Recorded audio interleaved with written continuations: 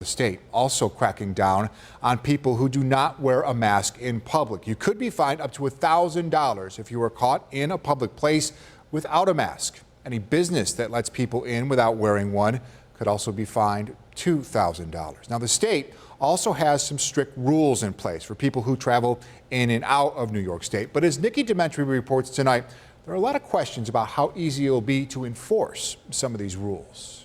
Traveling to New York State from a deemed COVID-19 hotspot just got a little more costly. This is Governor Andrew Cuomo announced Monday morning the travel enforcement operation. And with it, you had a lot of questions. We tried to answer as many as we could. What's the next shoe that could drop? I'm worried about people coming to New York. Starting Tuesday, any traveler coming to New York from a state listed on the state's travel advisory must fill out a traveler form.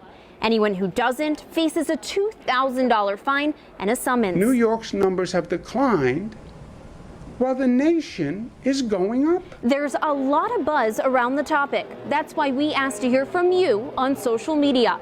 Karen had this question.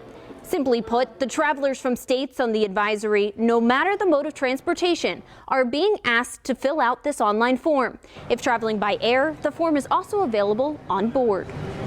Adele asked which states fall on the list. Well, right now, there are 19. The list has almost tripled since the advisory was announced at the end of June. Several asked about driving into the state. Drivers are still being asked to fill out the online form.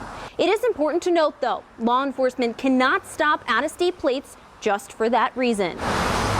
And arguably the biggest question, enforcement. Lori is one of dozens asking.